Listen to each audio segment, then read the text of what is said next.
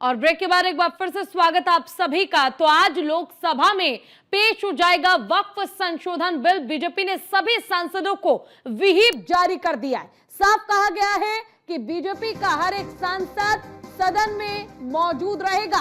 Congress Samajwadi party ने भी अपने सांसदों को व्हिप जारी किया, यानी कि विपक्ष ने भी अपने सांसदों को कह दिया है कि सब सदन में समय पर पहुंच जाए।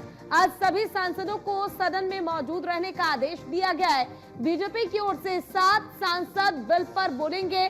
किरेन रिजिजू चर्चा की शुरुआत करेंगे। आज दोपहर 12 बजे लोकसभा में पेश होगा बिल और सदन में वक्फ संशोधन बिल पर 8 घंटे की चर्चा होगी।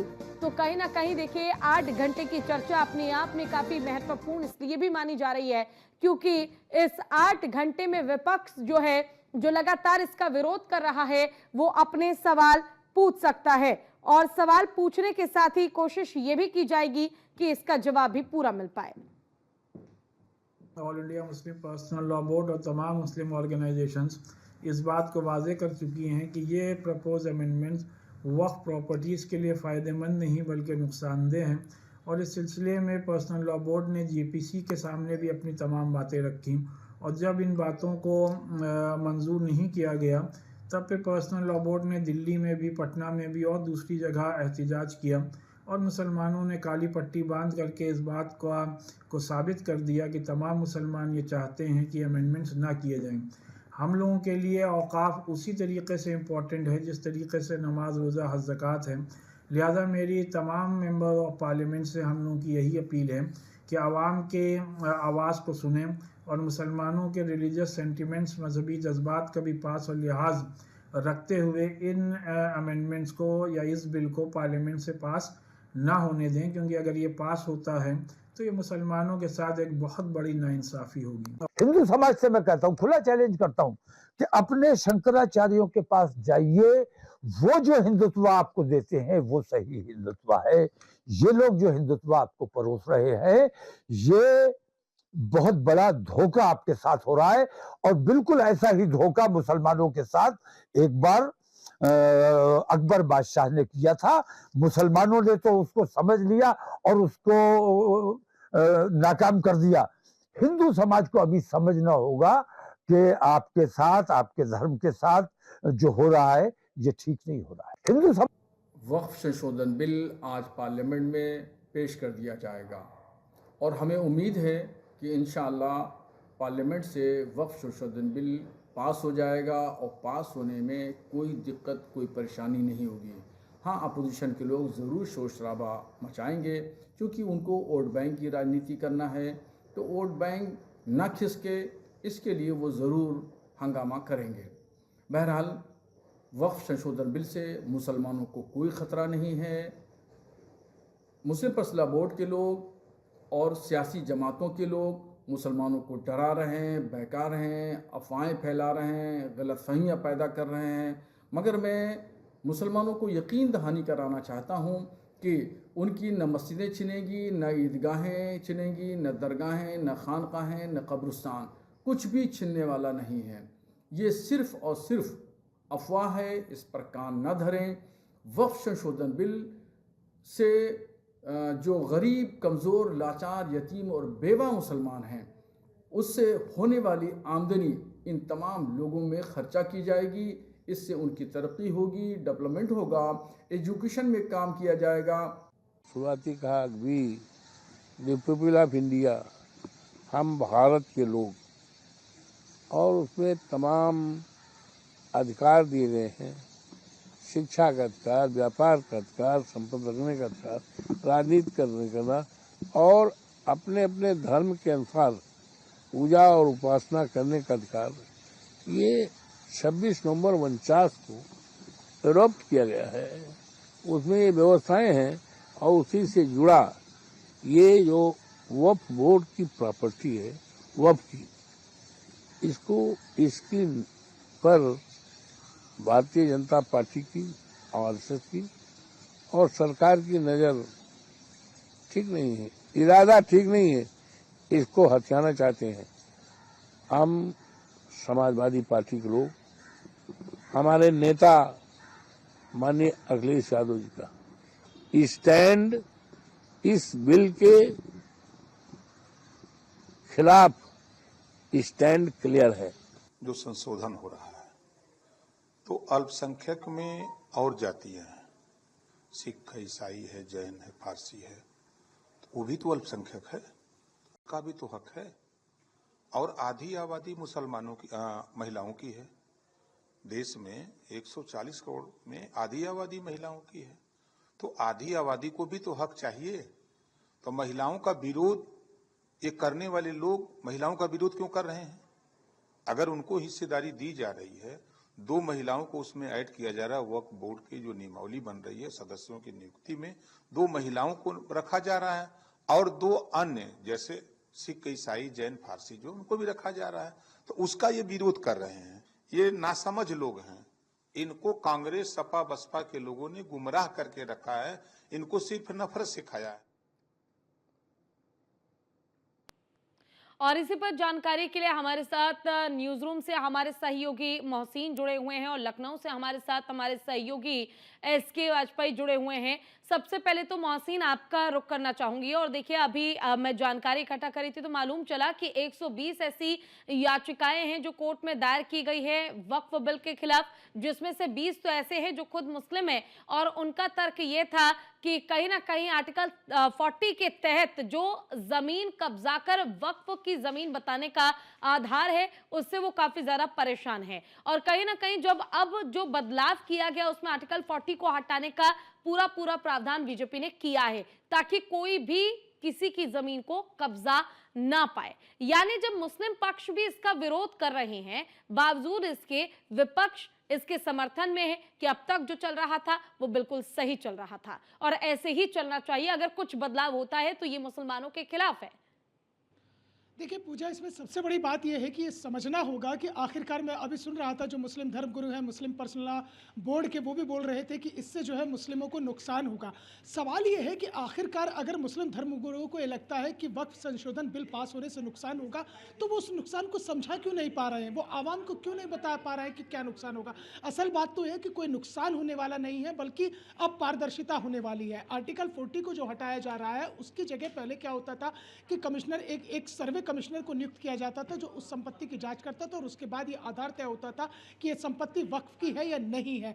अगर ये बिल पास होता है, इस बिल पास होने के बाद में जो सर्वे कमिश्नर है उससे अधिकार हटकर वो जिला कलेक्टर के पास अधिकार आ जाएगा और जिला कलेक्टर के यहाँ उस संपत्ति को दर्ज कराना होगा और जिला कलेक्टर जो होगा यानी कि जो डिस्ट्रिक्ट मजिस्ट्रेट होता है वो डिस्ट्रिक्ट मजिस्ट्रेट उस संपत्ति की जांच करेगा और उसके बाद ये तय होगा कि ये संपत्ति वक्फ की है या नहीं है। दरअसल एक चीज है जो मुस्लिम धर्मगुरु लगातार उसको आधार बनाकर जो मुस्लिम युवा है, जो मुस्लिम समाज है, उसे गुमराह करने की कोशिश कर रहे हैं। वो सबसे बड़ी बात यह है कि क्योंकि अमूमन जो होता है जो वक्फ की संपत्ति होती है उस वक्फ की ज़्यादातर संपत्ति पर ही मस्जिद, मदरसे या यतीम खाने जिसे अनाथालय कहते हैं वो बनाए जाते हैं, जहाँ पर करीब कुर्बान लोग रहते हैं, कब्रिस्तान होते हैं वक्फ की संपत्ति पर।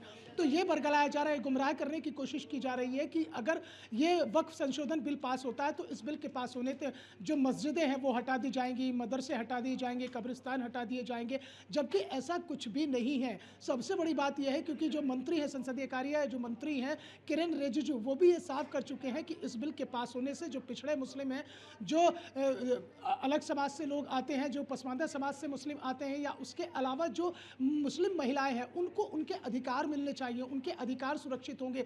दूसरी सबसे बड़ी बात यह है कि अगर कोई भी वक्फ की संपत्ति को लेकर कोई विवाद होता है, जैसा मैंने शुरुआत में जिक्र किया था, तकरीबन 31 से 33 हज़ार मामले पूरे देश के अंदर पेंडिंग पड़े हुए हैं इन्हीं चीज़ों को लेकर और इनका एक लंबा केस चलता है। दरअसल क्या होता है कि वक्फ का एक ट्रिब्यूनल होता है, उसी ट्रिब्यूनल में ये केस चलता है, यानी कि चित भी अपनी और पट भी अपनी। अभी तक ऐसा होता आया था, लेकिन अगर वक्फ संशोधन बिल पास हो जाता है तो उसके बाद में ये बाकायदा सिविल ट्रिब्यूनल में जाएगा, जहां पर आप अपनी बात कर सकते हैं और 6 महीने के भीतर उस केस का निपटारा होगा। तो यानी कि पारदर्शिता लाने की कोशिश की जा रही है।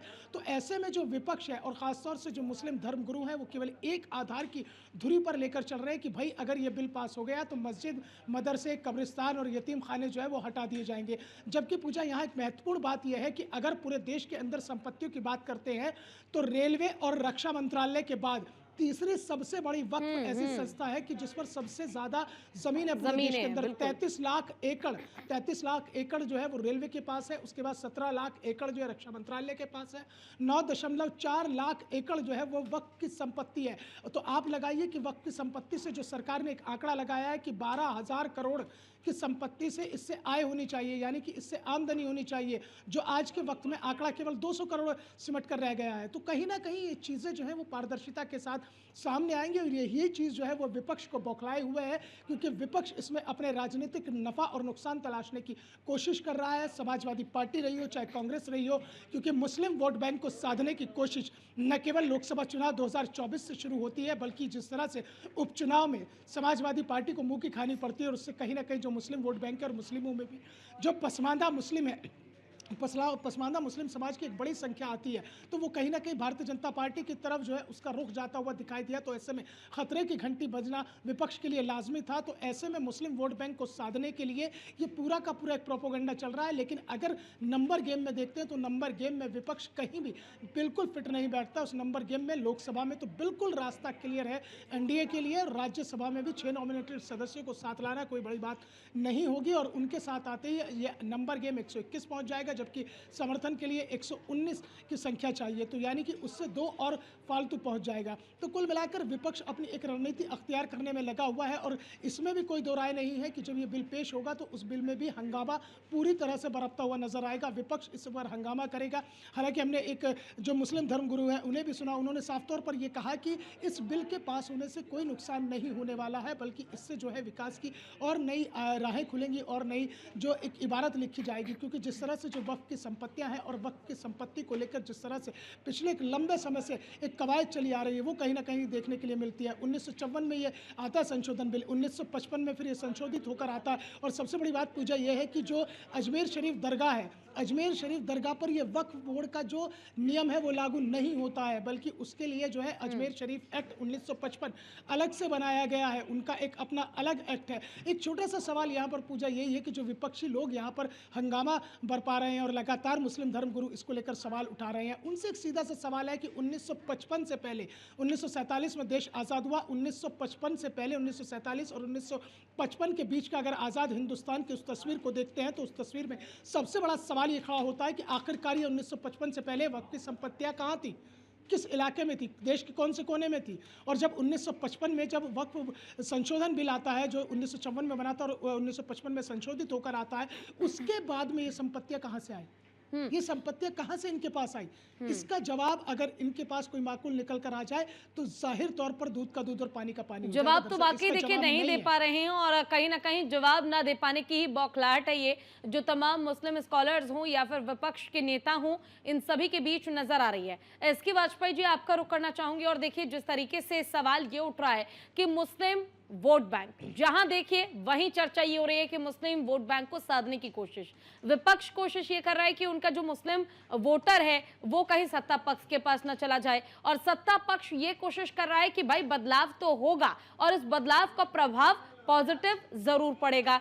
तो क्या वाकई एक प्रोपोगेंडा है मुस्लिम वोट बैंक को साधने के लिए और इसे एक पॉजिटिव वे में जो बीजेपी है, एनडीए है, वो आने वाले चुनाव के तौर पर देख रही है कि शायद हो सकता है जो कई ऐसे मुसलमान जो वक्फ बोर्ड से परेशान हैं, जिन्हें दिक्कतें थी, जिनकी जमीनों को हड़प लिया गया, कहीं ना कहीं उन्हें इनडायरेक्ट वे में बीजेपी साध ही लेगी।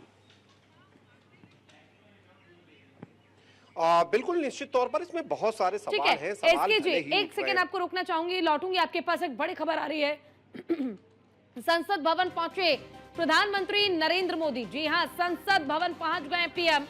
12 बजे संसद में होगा बिल पेश। 12 बजे का समय निर्धारित किया गया, लेकिन फिलहाल प्रधानमंत्री पहुंच चुके हैं। सरकार ने पूरी तैयारी भी कर ली है। सरकार की कोशिश ये कि आज इस बिल को पास कर लिया जाएगा। संसद भवन पहुंचे हैं प्रधानमंत्री नरेंद्र मोदी।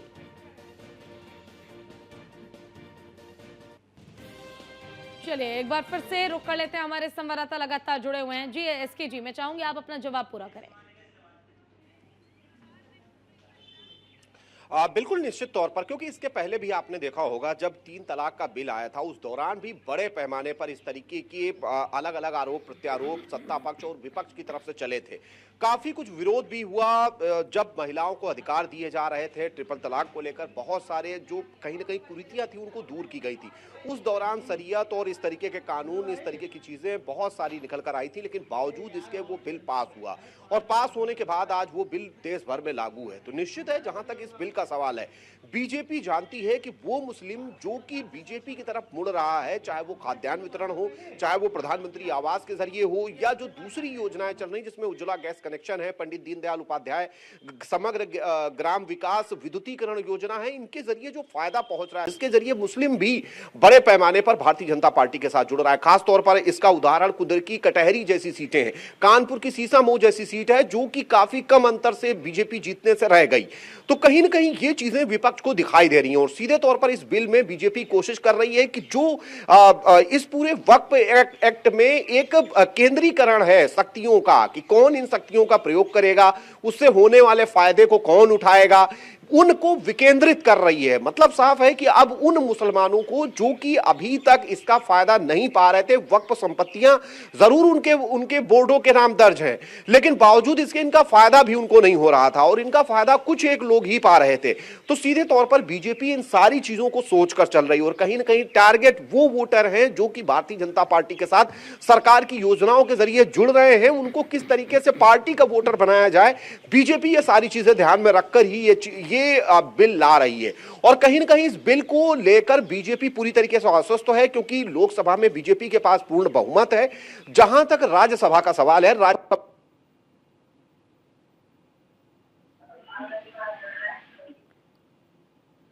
ठीक है, दोबारा लौटूंगी आपके पास।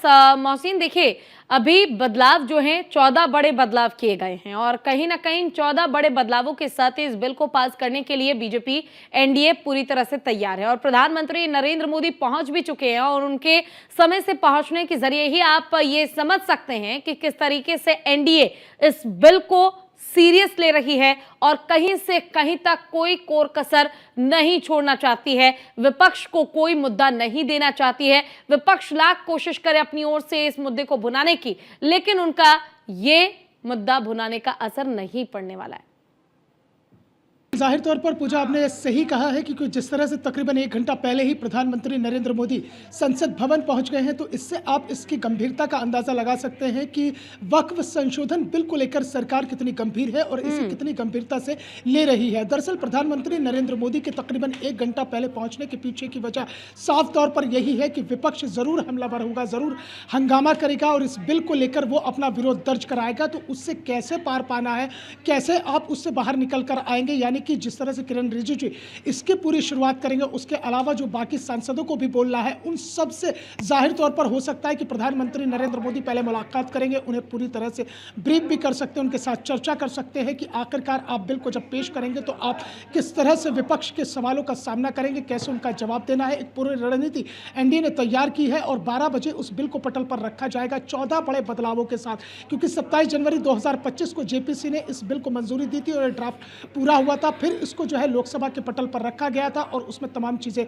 कही गई थी, लेकिन उस वक्त बिल पास नहीं हो पाया था। लेकिन आज वो दिन आने जा रहा है कि जब लोकसभा के अंदर वक्फ संशोधन बिल को पास करने की जो कवायद है वो कहीं ना कहीं अब कारगर साबित होती हुई नजर आएगी, क्योंकि नंबर गेम लोकसभा में पूरा है एनडीए के पास। राज्यसभा में केवल 6 नॉमिनेटेड सदस्यों की जरूरत है। 115 का आंकड़ा जो है एनडीए के पास अभी है। 119 का समर्थन जो है वो चाहिए है एनडीए सरकार को और 115 के साथ ये 6 जुड़ जाते हैं तो 121 हो जाते हैं। यहाँ पर भी कोई ज़्यादा दुविधा नहीं होगी। मुझे लगता है कि राज्यसभा में भी कहीं ना कहीं एनडीए जो है वो फायदे गिनाकर, यानी कि जो आपत्तियां उस वक्त दर्ज कराई गई थी जब जेपीसी को ये पूरा मामला सौंपा गया था, तो उस वक्त मुस्लिम पर्सनल लॉ बोर्ड से और तमाम लोगों से भी बातचीत ठीक है, आप दोनों हमारे साथ बने रहिएगा। इस पर कुछ प्रतिक्रियाएं भी सामने आई है, आखिर वो रिएक्शंस क्या है, जरा वो भी एक बार सुन लेते हैं।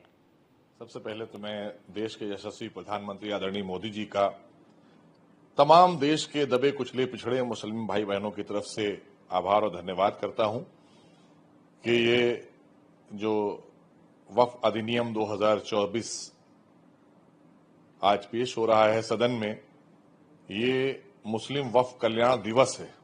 आज तमाम उन मुसलमानों के लिए, उन मुस्लिम परिवारों के लिए जिन्हें बहुत दिनों से उम्मीद थी कि भारतीय जनता पार्टी के आदरणीय मोदी जी के नेतृत्व की सरकार ही कोई हमारे लिए कल्याण का काम कर सकती है, जिस तरह से हमारी ट्रिपल तलाक की बहनों को ट्रिपल तलाक से आज़ादी देने का काम किया, इसी तरह से ये वक्फ अधिनियम 2024 ये हमारे तमाम दबे कुचले पिछड़े मुस्लिम भाई बहनों के लिए, उनके कल्याण के लिए एक बहुत बड़ी खबर, और यूं कहना चाहिए कि आदरणीय मोदी जी की तरफ से ये सबसे बड़ी ईदी होगी देश की आजादी से लेकर और आज तक। सबसे पहले तो मैं देश के यशस्वी प्रधानमंत्री आदरणीय मोदी जी का तमाम देश के दबे कुचले पिछड़े मुस्लिम भाई बहनों की तरफ से आभार और धन्यवाद करता हूं कि ये जो वक्फ अधिनियम 2024 आज पेश हो रहा है सदन में, ये मुस्लिम वक्फ कल्याण दिवस है। आज तमाम उन मुसलमानों के लिए, उन मुस्लिम परिवारों के लिए जिन्हें बहुत दिनों से हमारी पार्टी इसका विरोध करेगी, वोट पड़ेगा तब भी विरोध करेंगे, और जिन लोगों के लिए ये बिल लाया जा रहा है उनकी बातों को तवज्जो न देना, अहमियत न देना, इससे बड़ी नाइंसाफ़ी क्या हो सकती है। और सच्चाई तो ये है कि भारतीय जनता पार्टी में वोट लेने के लिए, अपने आप को बड़ा नेता बनाने के लिए कौन खराब हिंदू है, कौन खराब फैसले ले सकता है, कौन ज्यादा किसी को परेशान। और इसी पर चर्चा के लिए हमारे साथ मौलाना शाहुद्दीन रिजवी जी जुड़ गए हैं, उनका रुख कर लेते हैं। सबसे पहले तो शाहुद्दीन जी, आपका बहुत बहुत स्वागत है न्यूज़ वन इंडिया पे। और देखिए, आपसे ये जानना चाहेंगे, आज ठीक 12 बजे का समय निर्धारित किया गया है जब वक्फ बोर्ड में संशोधन, 14 बड़े बदलाव सदन के पटल पर रखे जाएंगे। विपक्ष तो विरोध कर रहा है, लेकिन इस पर आपकी क्या प्रतिक्रिया है? देखिए, मैं तो चाहता हूं कि वक्फ संशोधन बिल पास हो पार्लियामेंट में, क्योंकि इससे पहले जो वक्फ बोर्ड हैं भारत के, जहां जहां भी वक्फ बोर्ड बने हुए हैं, ये सब करप्शन का अड्डा हो चुके हैं। करप्शन पे लगाम लगेगी, और जिस जायज मकसद के लिए हमारे बुजुर्गों ने खैर के लिए, नेक काम के लिए, जन कल्याण के लिए, फलाह बहबूद के लिए इन जमीनों को वक्फ किया था कि इस जमीनों से होने वाली आमदनी गरीब, कमजोर, लाचार, यतीम और बेवा मुसलमानों में खर्चा होगी, वो नहीं हो रहा था। बल्कि वक्फ बोर्ड के चेयरमैन और मेंबरान और संबंधित अधिकारी, ये लोग भू माफियाओं से मिल करके वक्फ की जमीनों को खुर्द-बुर्द कर रहे थे, खरीदो फरोख्त कर रहे थे, और गरीब मुसलमानों की तरक्की के लिए, उनकी फलाह बहबूद के लिए बिल्कुल इस्तेमाल नहीं किया जा रहा था। तो इसमें बदलाव आएगा, चेंजिंग आएगी, करप्शन पे लगाम लगेगा, बहुत सारा बदलाव होगा। तो इसीलिए जरूरी है। और मोहतरमा, मैं आपको बताऊं कि हर जमाने में जरूरतों के हिसाब से तरमीम और तब्दील होती रही है। ये 100 साल का कानून है, 100 साल पुराना। 100 साल पुराना कानून में कई बार चेंजिंग हुई है, कई बार बदलाव हुआ है। 1955 में हुआ, 1961 में हुआ, 1913 में हुआ, यानी खुद कांग्रेस की गवर्नमेंट में 4 से 5 बार संशोधन हुआ है। और आज मौजूदा हुकूमत में संशोधन होने जा रहा है। तो जरूरतों के हिसाब से पहले भी हुआ और जरूरतों के हिसाब से आज भी संशोधन हो रहा है। तो इसमें किसी को कोई आपत्ति नहीं होना चाहिए, कोई हर्ज नहीं होना चाहिए। अब मैं बताऊं कि विरोध क्यों है।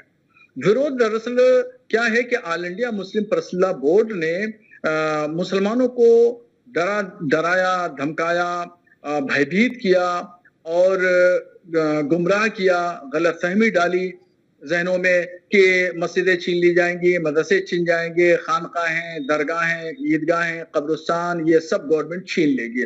तो ये जब मुसलमानों के दिलो दिमाग में गलतफहमी पैदा हुई, तो इसलिए इसका विरोध शुरू हो गया। अब मुस्लिम पर्सनल बोर्ड की पोजीशन बताऊं। मुस्लिम पर्सनल बोर्ड को अपोजिशन की पॉलिटिकल पार्टियों ने हाईजैक कर लिया है, और ये पॉलिटिकल पार्टियां मुस्लिम पर्सनल बोर्ड को अपने सियासी मकासद के लिए इस्तेमाल कर रही हैं। बिल्कुल। और इसी वजह से गलतफहमी फैलाने के लिए इतनी जल्दी थी कि रमजान शरीफ का महीना खैर का महीना होता है, अल्लाह की इबादत का महीना होता है।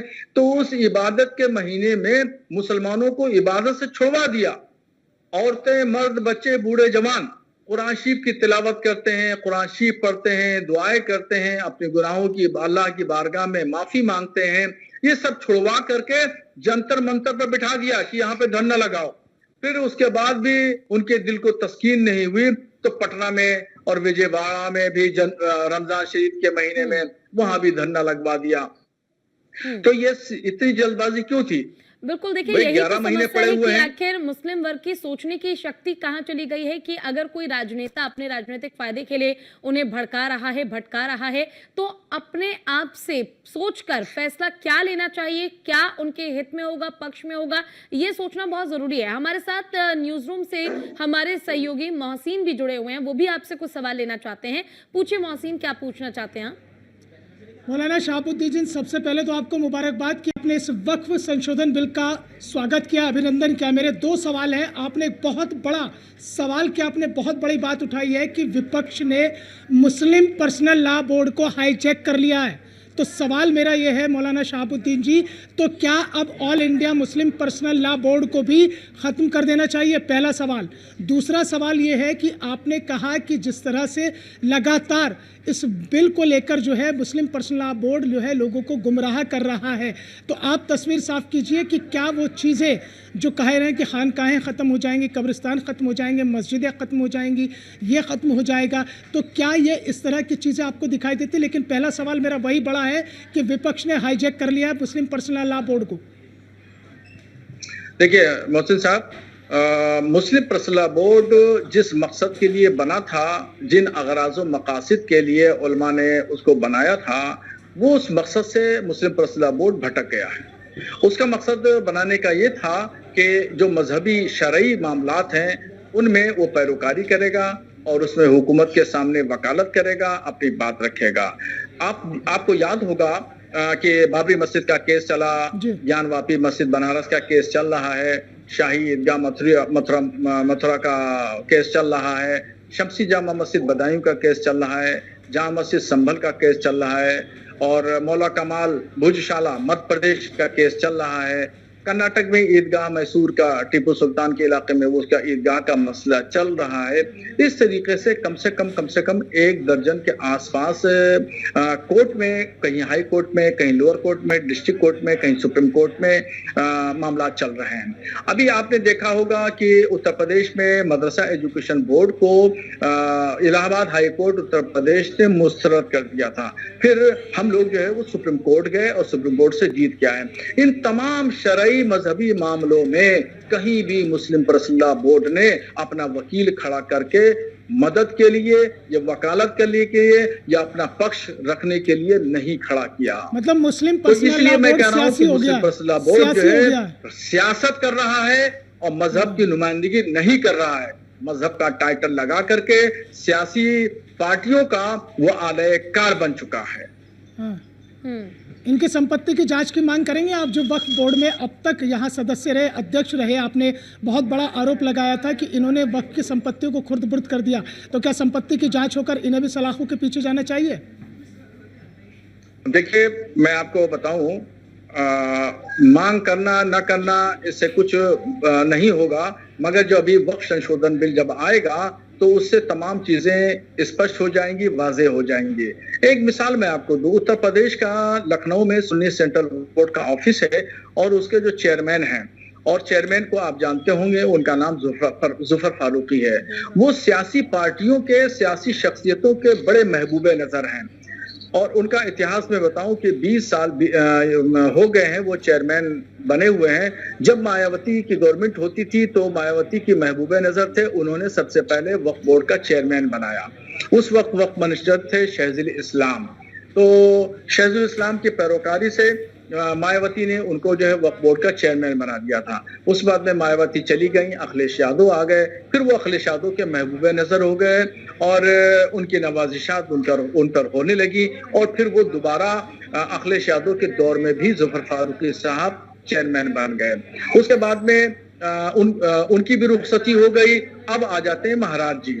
महाराज जी का जो पहला कार्यकाल था उसमें भी वो महबूबे नजर हुए कुछ लोगों के और उसमें भी उनको चेयरमैन बना दिया गया और वो वक्फ बोर्ड के चेयरमैन हुए। अब महाराज का पहला कार्यकाल खत्म हो गया, दूसरा कार्यकाल आ गया तो दूसरे कार्यकाल में भी वो महबूबे नजर रहे और वो आज भी वक्फ बोर्ड के चेयरमैन हैं। तो मैं समझना अब आज तक मैं नहीं समझ पाया और मुझे इस बात का कोई जवाब नहीं दे पाया कि आखिर जुफर फारूकी में कौन से लालो जौहर लगे हैं, कौन सी खूबियां हैं, या कौन से क्या नाम है लाल है, कौन सी खुसूसियात हैं कि इन तमाम नेताओं की, तमाम पॉलिटिकल पार्टियों की, तमाम हुकूमतों की नवाजिशात उनके ऊपर बरस रही हैं। आज तक नहीं है ये इस सवाल का जवाब नहीं मिल पाया, जबकि उनके पास उनके ऊपर रामपुर, बरेली, बाराबंकी, लखनऊ, न जाने कहां पे वक्फ की जमीनों को खुर्द-बुर्द करने की शिकायतें हैं, FIR लिखी हुई हैं और न जाने कितनी एजेंसियां उनकी जांच कर रही हैं। कोर्ट में उनके खिलाफ न जाने कितनी पिटीशन दायर हैं, मगर इसके बावजूद भी वो तमाम पॉलिटिकल पार्टियों के मुखियों के वो महबूबे नजर बने हुए हैं। इस खूबी को आज तक मुझे कोई नहीं बता पाया। अच्छा तो शहाबुद्दीन जी, देखिए चर्चा तो ये भी हो रही है कि 2 महिलाएं और 2 गैर मुसलमानों को शामिल किया जा सकता है, सदस्य बनाया जा सकता है, तो इसका भी जमकर विरोध हो रहा है। अब इस पर आपका क्या कहना है, क्या ये ठीक है डिसीजन? देखिए, महिलाएं भी कौम का हिस्सा हैं और उनकी नुमाइंदगी होना चाहिए, ताकि वो किस तरीके से अपनी समस्याएं रखती हैं, उनका क्या नजरिया है, और तो वो उनका नजरिया जो है वो बोर्ड में आना चाहिए। जब मीटिंग हो तो उसमें वो अपना नजरिया रखें, क्योंकि महिला जो जिन्स से वाबस्ता है, मर्द अपनी समस्याएं रख सकता है, महिला अपनी समस्याएं बेहतर रख सकती है। जैसे मेरी मदरसा एजुकेशन है, मैं मदरसा की एजुकेशन है, मैं मदरसे में पढ़ा लिखा हूँ, तो 12 साल मैंने मदरसे में पढ़ा, तो मुझसे मदरसे के बारे में अगर कोई पूछेगा तो मैं बहुत अच्छे से मैं बता सकता हूँ। इसलिए महिलाओं का रखा जाना ठीक है। अब रही गई बात 2 गैर मुस्लिमों की जो आपने की है, उनकी वजह बताऊं। देखिए, पूरी पिछली तारीख में जाइए, लगभग ये बात होगी 50 साल पुरानी, जब हुसैनाबाद ट्रस्ट लखनऊ में बना। तो हुसैनाबाद ट्रस्ट जब बना तो उसका काम आज भी मुहर्रम के जुलूस, ताजिया, मजलिस मुनक़िद करना, इस तरीके से मजहबी काम करना है। उसमें भी एक नामित सदस्य गैर मुस्लिम रहता है 40 साल से, और आज भी उसकी लिस्ट उठा के देखेंगे तो एक नामित सदस्य गैर मुस्लिम रहता है। अब मैं दूसरी मिसाल दूं, हजरत वारिस अली शाह रहमतुल्लाह ताला अलैह की दरगाह है देवा शरीफ में। तो देवा शरीफ में हजरत वारिस अली शाह साहब के नाम से जो ट्रस्ट बना है, उसमें भी एक नामित सदस्य 100 साल से हमेशा गैर मुस्लिम रहता है। वो ADM सिटी रहते हैं या ADM प्रशासन रहते हैं, जो भी पदेन सदस्य होगा वो उनकी नुमाइंदगी करेगा। गैर मुस्लिम हमेशा एक मेंबर रहता है। 2 मिसालें। अब देखिए, उत्तर प्रदेश में एक बात करता हूं कि यहाँ पर मदरसों को और वक्फ बोर्ड की निगरानी करने के लिए अल्पसंख्यक कल्याण अधिकारी हर जिले में हैं। 75 जिले हैं तो 75 जिलों में अल्पसंख्यक कल्याण अधिकारी। तो अल्पसंख्यक कल्याण अधिकारी हिंदू भी हो सकता है, मुसलमान भी हो सकता है। 75 जिलों में 75 जो है वक्फ इंस्पेक्टर हैं। वक्फ इंस्पेक्टर मुसलमान भी हो सकता है और हिंदू भी हो सकता है। फिर एक वक्फ सर्वे कमिश्नर होता है, तो वक्फ सर्वे कमिश्नर मुसलमान भी हो सकता है और गैर मुस्लिम भी हो सकता है। अब आ जाइए वक्फ ट्रिब्यूनल। वक्फ ट्रिब्यूनल यहाँ पे बने हुए हैं, तो वक्फ ट्रिब्यूनल में 3 जज होते हैं। अब 3 जज में कोई भी जज मुसलमान भी हो सकता है, हिंदू भी हो सकता है। इसलिए जो लोग भी इस तरह की महिलाओं के इशू पे जो एतराज कर रहे हैं, गैर मुस्लिम की बात कर रहे हैं, इस पर एतराज कर रहे हैं, तो इनका एतराज बेजा है, इनके एतराज में कोई दम खम नहीं है।